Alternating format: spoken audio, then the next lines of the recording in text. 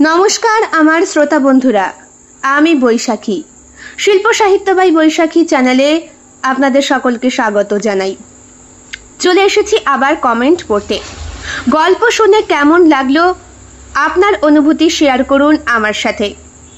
তাহলে বেশি কথা বাড়াবো না, কমেন্ট পড়ার সময় হয়ে গেছে। এখন আমার নয়, আপনার কথা শোনার পালা এবং শোনানোর পালা। গতকাল রাত্রে পোস্ট হয়েছিল শাশ্বত দ্বার সেই বাড়িটা। গল্পে যারা যারা মন্তব্য করেছেন তাদের সকলকে অসংখ্য ধন্যবাদ। যারা শুধুমাত্র গল্পটি শুনেছেন সেই সমস্ত শ্রোতা বন্ধুদেরও ধন্যবাদ জানাই। আর বলে রাখি বন্ধুরা, লাইক করে শেয়ার করতে কিন্তু একদম ভুলবেন না। শাশ্বত দ্বার সেই বাড়িটা গল্পতে যারা কমেন্ট করেছেন তাদের কমেন্ট এবার পড়ার পালা। প্রথমেই সুয়াধা দাস, দিদি তুমি তোমার চ্যানেল বৈশাখীর গল্প কথায় কোনো গল্প আপলোড করছো না কেন গো?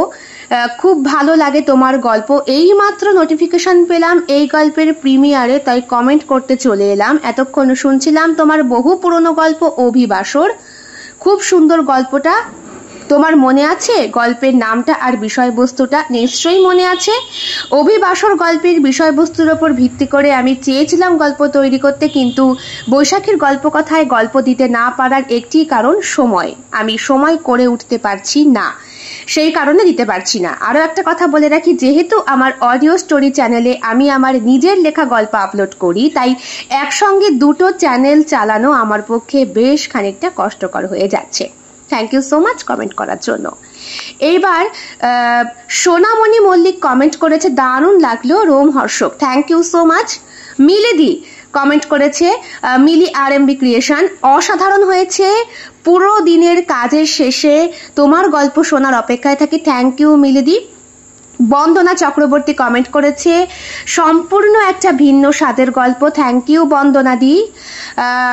সৌভিক শিকদার, সৌভিকদা অসংখ্য ধন্যবাদ কমেন্ট করার জন্য। দিদি ভাই তোমার সব গল্প আমি শুনেছি, খুব ভালো লাগে তোমার ভয়েস। আমি তোমার গল্পের জন্য অপেক্ষা করে থাকি। Thank you. বিকাশ দাস লিখেছে, ভালো লাগলো। থ্যাংক ইউ বিকাশ দা। সুতাপা বারুই, সুতাপাদি লিখেছে, খুব ভালো। Thank you. অপূর্ব সরকার, হ্যাঁ এটা দ্বিতীয়বার আপনার গল্প শুনলাম, বেশ রোমহর্ষক, খুব ভালো লাগলো। আর আবারও একবার বলবো, আপনার উপস্থাপনা লাজবাব, জাস্ট কোনো কথা হবে না। আমি যতগুলো শুনতে পারবো প্রত্যেকবার, প্রথমবার, দ্বিতীয়বার, তৃতীয়বার শুনলাম বা 1, 2, 3 এইভাবে নম্বর দিয়ে যাব। আর বলছি, আপনার গল্প বলার এক্সপ্রেশন খুব দেখতে ইচ্ছে করছে।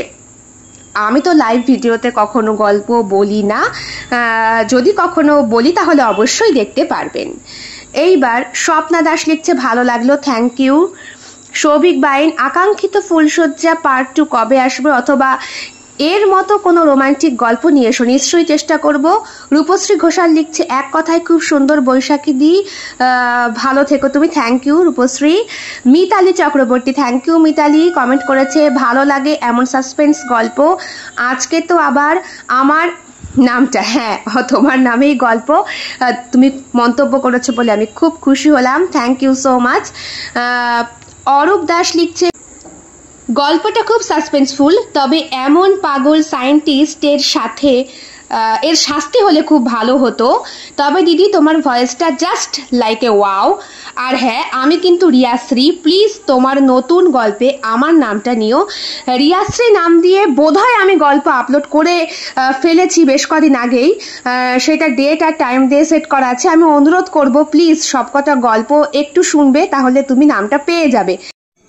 এই মুহূর্তে রেকর্ডিং চলাকালীন আবার একটা কমেন্ট এলো, সোনামণি মল্লিক লিখছে, দারুণ রোমহর্ষক।